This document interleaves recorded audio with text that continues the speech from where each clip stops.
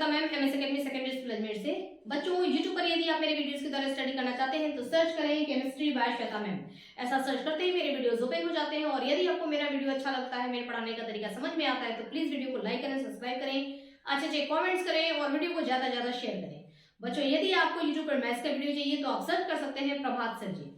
हमारा चैप्टर चल रहा है मैटर इन आवर सराउंडिंग और उसमें बच्चों आज का हमारा टॉपिक है, आज हम देखेंगे, देखिए मैटर के हमने 3 स्टेट्स देख लिए थे और पूरा चैप्टर ऑलमोस्ट हमारा कंप्लीट हो चुका है, केवल थोड़े पॉइंट्स ही बचे हुए हैं। हमने देखा था कि मैटर जो होता है वो किस किस स्टेट में पाया जाता है।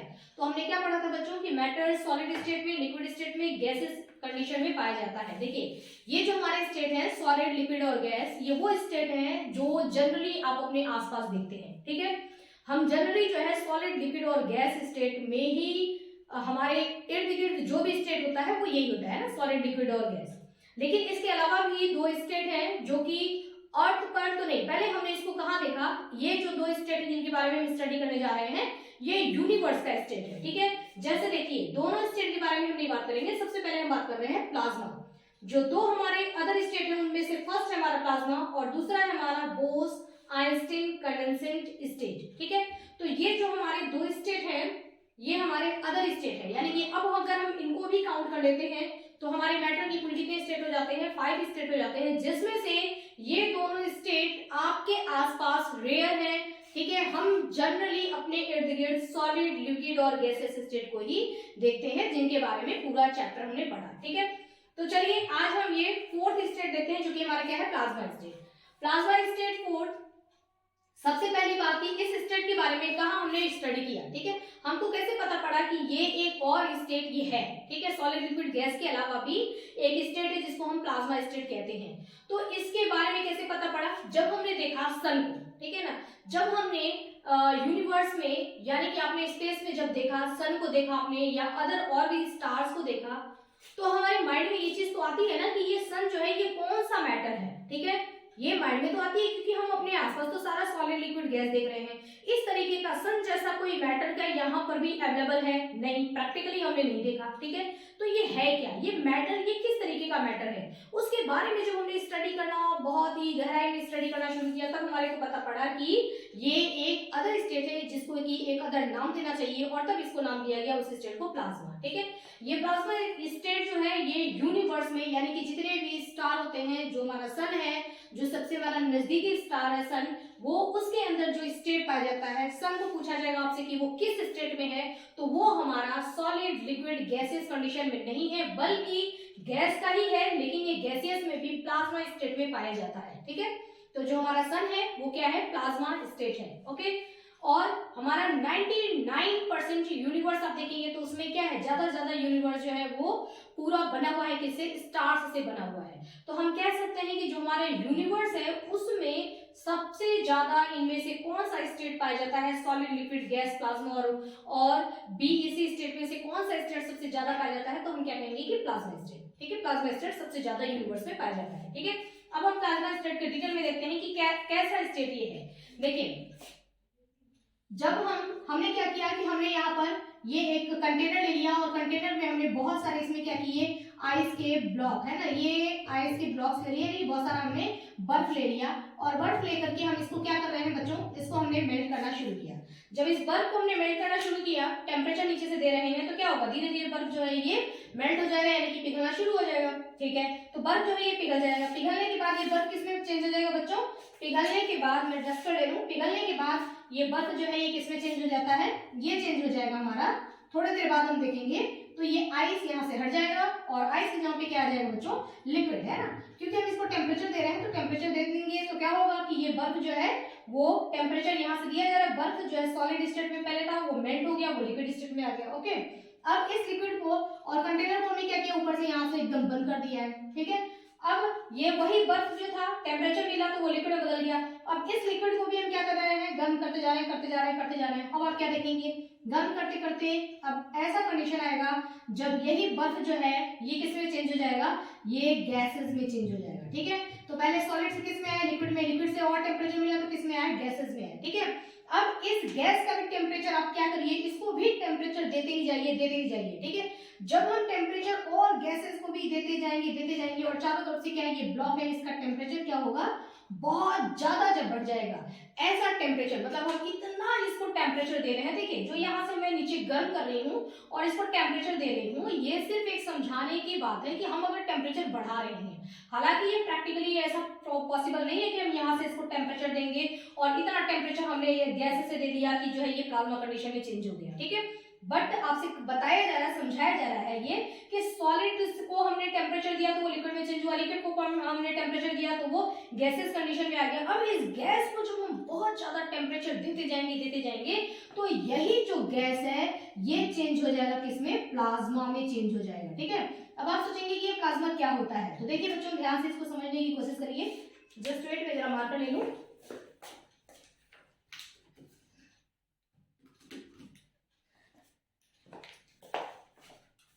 देखिए बच्चों, अब क्या होगा कि जब हमने इसको और ज्यादा गर्म किया, ठीक है, तो इस कंटेनर के अंदर क्या हुआ, कंटेनर को थोड़ा और बड़ा ले लेते हैं और फिर इसको समझने की कोशिश करते हैं।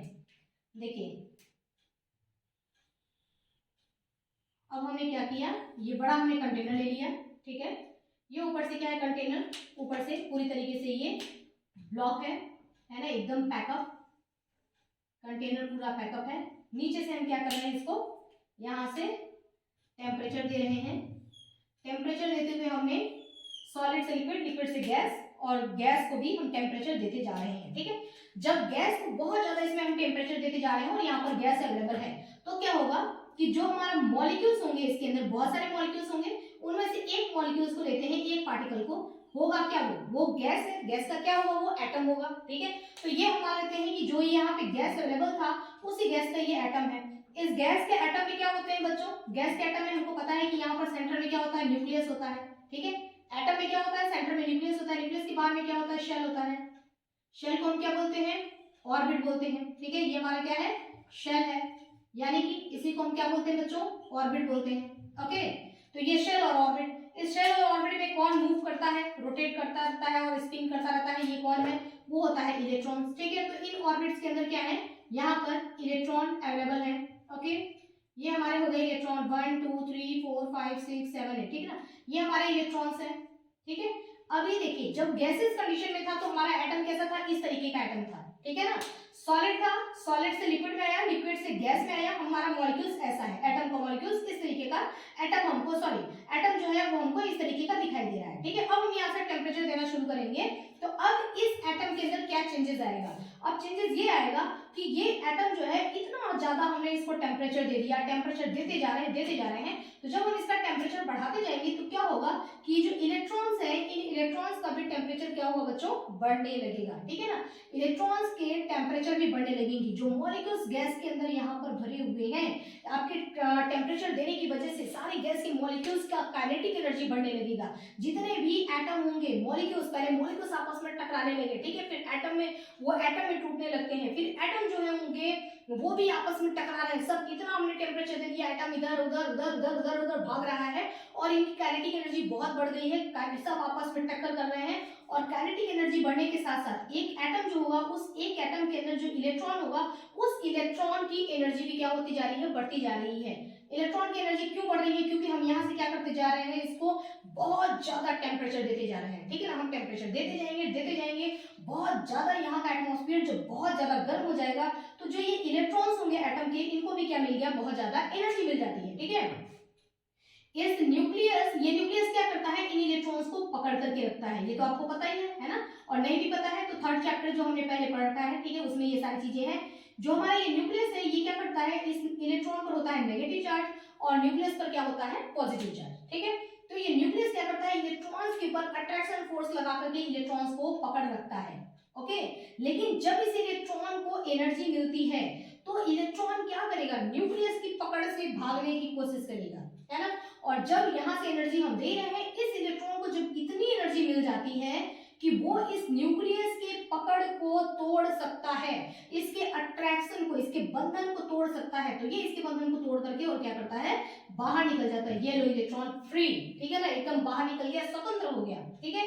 यहाँ जो इलेक्ट्रॉन ये है, देखिए इस वाले शेल में जो इलेक्ट्रॉन अवेलेबल है, एकदम लास्ट वाले सेल में, न्यूक्लियस के पास वाले सेल में, ठीक है, इस यहाँ पर मान लीजिए कि इलेक्ट्रॉन अवेलेबल है, इसको एनर्जी मिली तो पहले वो इस न्यूक्लियस से दूर भागा, यहाँ गया, और ज्यादा इसको एनर्जी मिली तो न्यूक्लियस से और दूर भागा, यहाँ आया, आपने और ज्यादा एनर्जी दे दिया तो न्यूक्लियस से ये भी क्या होगा, ऐसे बाहर निकल जाएगा, ये न्यूक्लियस के बंधन से फ्री है ना, उसके अट्रैक्शन से ये बाहर निकल जाता है। ये जो इलेक्ट्रॉन यहाँ पर बाहर निकले हैं इनको हम क्या बोलते हैं बच्चों, क्योंकि ये इलेक्ट्रॉन फ्री है तो इसलिए इनको हम बोलते हैं फ्री इलेक्ट्रॉन्स, ठीक है ना। ये हमारा कौन सा है, ये हो गया हमारा फ्री इलेक्ट्रॉन। तो एटम से इलेक्ट्रॉन बाहर निकल गया, तो जब एक इलेक्ट्रॉन यहाँ से बाहर निकला तो न्यूक्लियस के अंदर एक पॉजिटिव, मतलब रेशियो जो था न्यूक्लियस के अंदर जितने पॉजिटिव चार्ज थे, मान लो न्यूक्लियस के अंदर 4 पॉजिटिव चार्ज है और बाहर में फिर क्या होता है 4 नेगेटिव चार्ज भी होते हैं। एक एटम में अगर न्यूट्रल एटम है हमारा तो पॉजिटिव चार्ज और नेगेटिव चार्ज की संख्या क्या होती है, बराबर होती है, और दोनों एक दूसरे को कैंसिल कर देते हैं, एटम क्या होता है, न्यूट्रल होता है।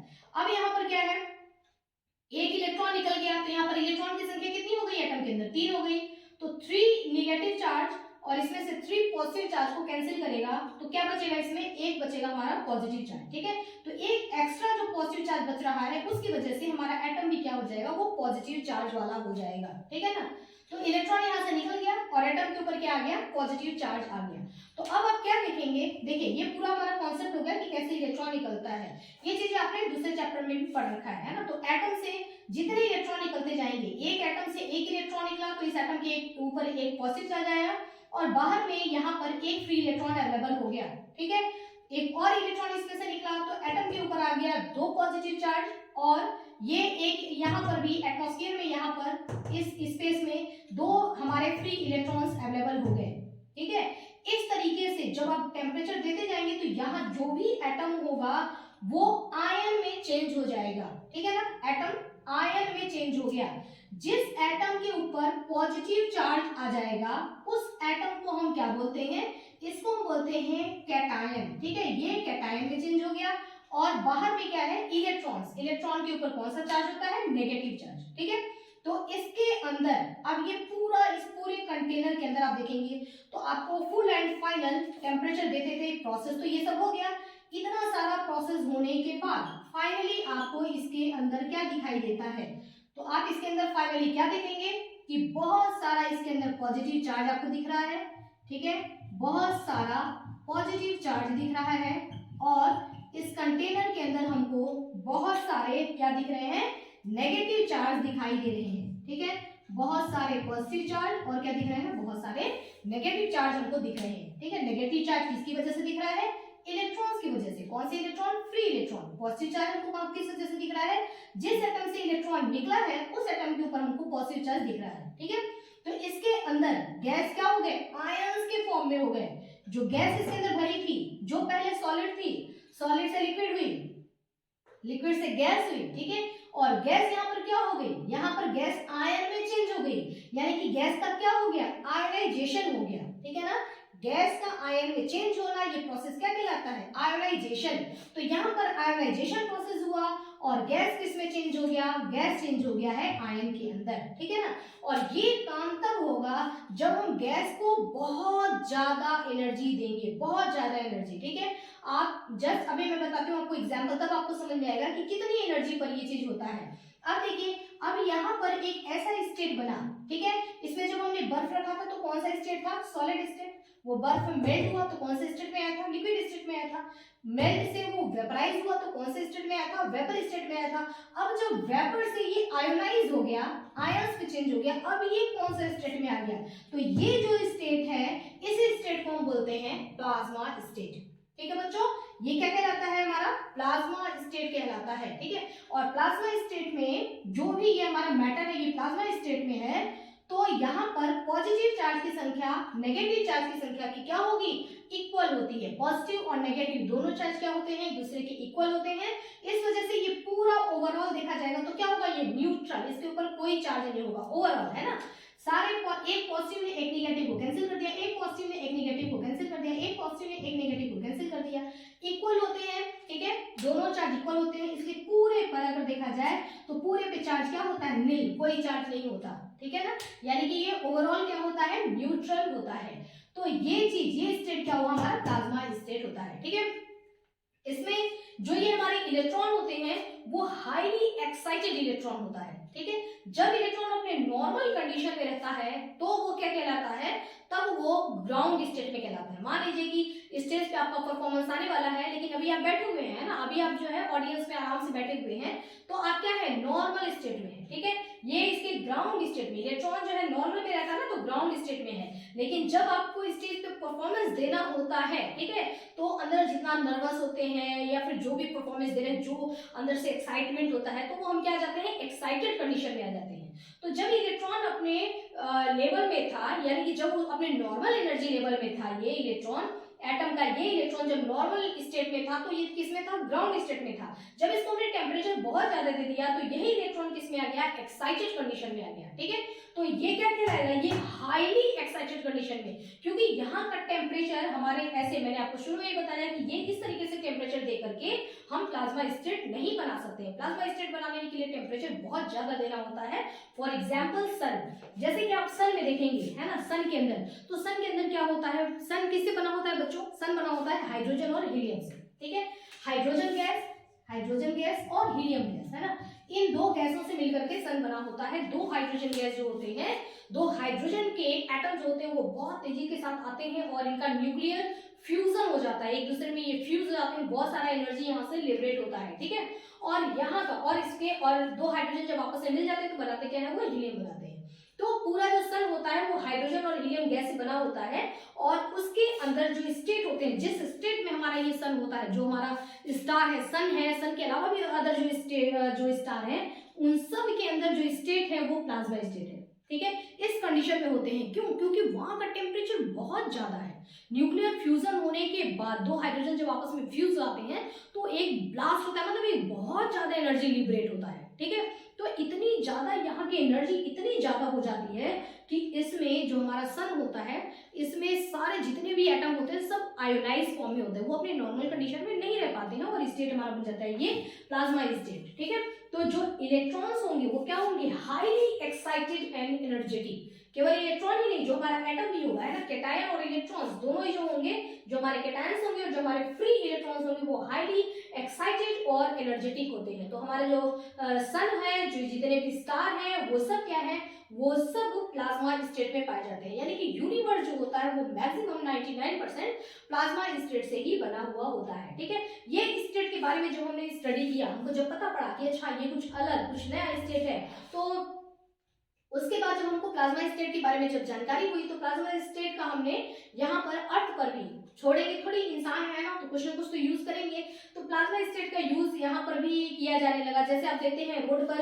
कभी जो इंडिकेटर होता है, काफी वो चमकता है, दूर से ही चमकता है, ठीक है, तो उसके अंदर भी प्लाज्मा इस स्टेट का यूज किया जाता है, ठीक है। या आपने नाम सुना होगा ना प्लाज्मा टीवी, जो प्लाज्मा टीवी होता है जिसमें हमको काफी क्लियरिटी दिखती है ना, चीजें बहुत साफ साफ दिखाई देती हैं, पहले की कंपैरिजन में, जो पहले टीवी चलती थी, ठीक है, उसके कंपैरिजन में जो प्लाज्मा टीवी होता है उसके अंदर भी इस स्टेट का यूज किया जाता है। तो प्लाज्मा का जो हमने देखा कि अच्छा सन है, तो वहां पे प्लाज्मा स्टेट है और सन इतना ग्लो करता है, ठीक है, दूर से ही हमको दिखाई देता है। तो इस चीज को हम कैसे यूज कर सकते हैं, तो हमने भी इस प्लाज्मा स्टेट को यूज करके, और दूर से अगर इंडिकेटर हमको कहीं ऐसा है कि लगाना है कि भाई दूर से दिखाई दे, है ना, एक्सीडेंटल कोई जोन है, तो वहां पर इस स्टेट का यूज किया जाता है। या एकदम साफ क्लियर हमको देखने के लिए टीवी जो लगी होती है आजकल, आप देख रहे हैं ना, जो प्लाज्मा टीवी होती है, वो सब क्या है, प्लाज्मा स्टेट में उसमें इस्तेमाल किया जाता है, ठीक है।